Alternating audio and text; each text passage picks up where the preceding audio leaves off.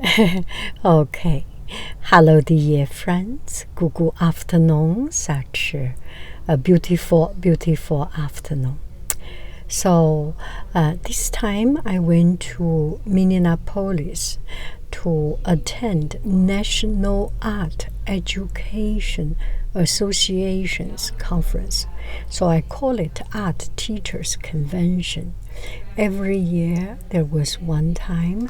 I have been there for 2 times, and maybe 10 years ago something was in Chicago, and that was when the Chicago River Charles River went red. Sorry, went green. St. Patrick Day, and the next time was in, I think it was in Louisiana,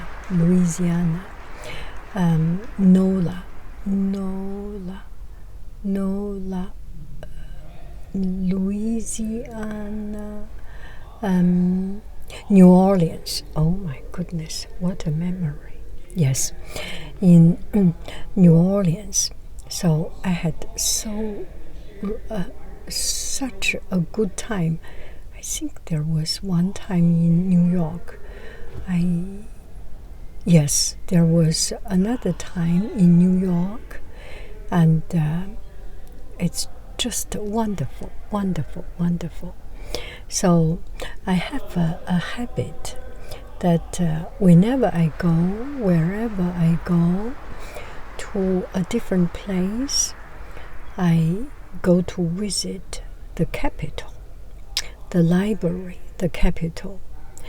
The library is the soul of the city, and Capitol equally.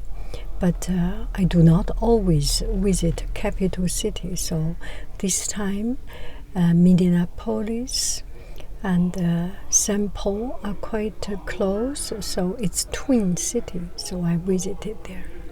So this video is kind of a voiceover, but I was thinking just telling the the history of that place frame by frame, to explain the place is kind of not so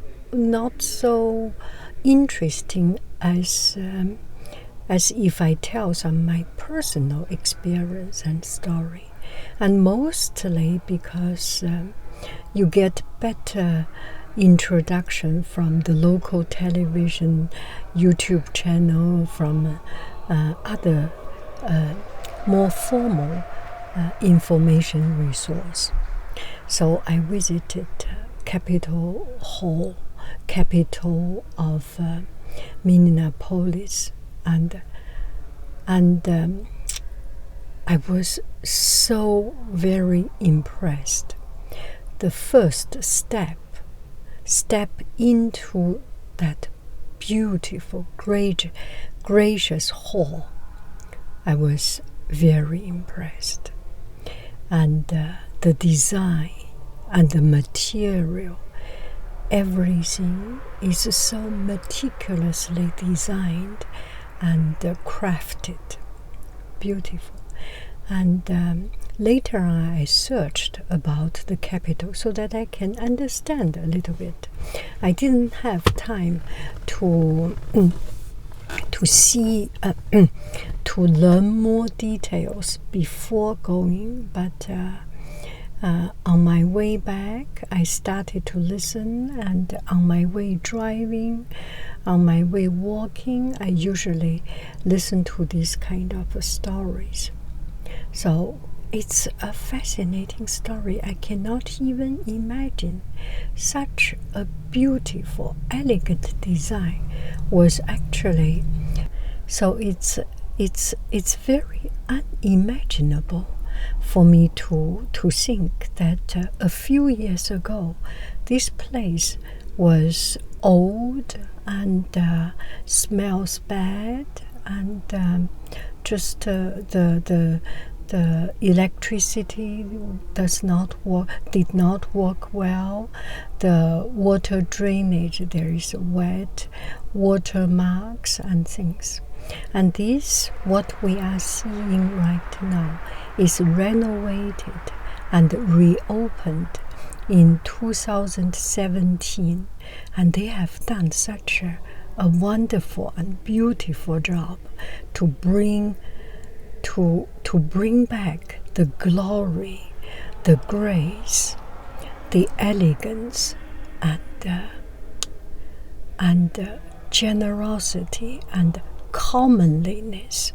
I will explain the commonliness, the down to groundness of this place. And as I walked into the Capitol building, I was kind of shocked to hear a lot of a very strong sound. And then I realized there was some kind of a gathering, and it's people gathering about public land, public use of land. Because I didn't know anything, so I was just looking at the people. You know, right now there are so many political rallies, political protests, and so many things. So I was in the lens of thinking, who are these people? And speaking out and speaking so strongly and so, it's come to the city hall to talk. And as I was listening to it, and there was one lady, kind of government official, kind of welcoming people come to talk. And then there was one guy from a certain organization. And then one by one, there was another lady came here. And she said something that was so touching. She said she visited California, the Orange County area. The Orange County medium house price was above $1 million, so everything is so expensive. But in Southern California, the coastal line, all the land, the coastal, are public. People can go there. You know, first when I came here, I was thinking that people must be talking something not so good about California. And especially when she mentioned about California, my heart was tightened. I am from California and come to Midwest. I do not know anything about the political environment and people's way of thinking or reflection of people from other places. But she was so generously talking about the goodness of the Southern California. The coastal land was belonging to people, so everyone can access. That is so very interesting. I did not even know that. I did not even pay attention to that.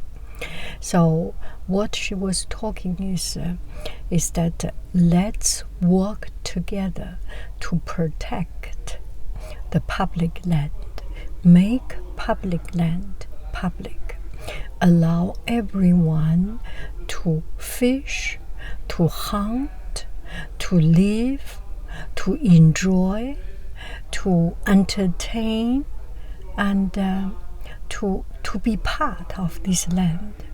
And at the closing sentence, she said, this weekend is such a beautiful weekend. Let's make the best use of our public land. Go outside, enjoy outside. Go outdoor, enjoy outdoor. Go for a hiking, go for some fun, go with your family. That is so touching, this part. Anyway, so this is about my very first encounter I was just walking around and looking at these people. They are very they talk loud, because not because they are intentionally talking loud. It's just this place, the acoustic design is not like concert with a lot of sound absorbent. Any single sound will be radiating, will be reflecting all over. So the whole Capitol was like a boiling pot. Anyway, so this is the first thing I heard about this public land thing. And after this, I think the next day I went to the museum, Minneapolis Institute of Art, MIA, and I start to understand a little bit of this place. First, Minneapolis, woman has very strong right, and the city is composed of people from all walks of life. And I saw a lot of people, different color, different race, and the food is varied, variety of food. It's just very interesting to see so many people from different places. And I think there must be some Hmong, Miao people, and I saw there are Hmong people. Is that the Olympic champion was from there? Anyway, it's a very diverse culture and very interesting. And the most touching for me is this public use, public land thing, because I didn't pay any attention to that. And from there, from visiting there, I start to see, and in all the buildings, this building and landmark building, which is a public building, and a lot of places there is a public access.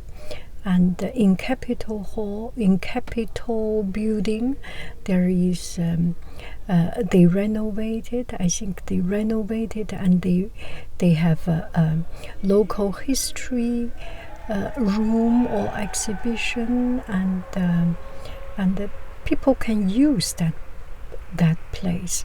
The Minnesotan are welcome to go to Capitol and be part of it and use it. I just find it's something so good. But beyond that, so good, there must be something more powerful vocabulary. It's so open and so including. That's what I feel from the city of Minneapolis. Anyway, that's my story of the trip of Minneapolis Capitol. And I don't know how you think about it. If you like this kind of style, let me know. I know there are a lot of places, famous historical places. If I just explain Fauché Building, Landmark Center, St. Paul Cathedral, if I just explain the architectural style, or it's what is this, what is that, it may not be so much interesting if I connect my own story, if I connect my unexpected encounter of that public land proposal or get together. And later I asked the docent person who guided the tour, and she said there are a lot of these kind of things. People come together, sometimes one single group, sometimes 2 or 3 groups coalesce, a coalition, talk about something they care about. And I feel that people's voice are heard, or at least there is a chance for people's voice to be heard, to speak out. That's what I thought. And also the golden horse, the quadriga on top of Capitol Hall, golden, is absolutely amazing. Bye bye, friends. I love you. I really do. Do. Goodbye. Bye.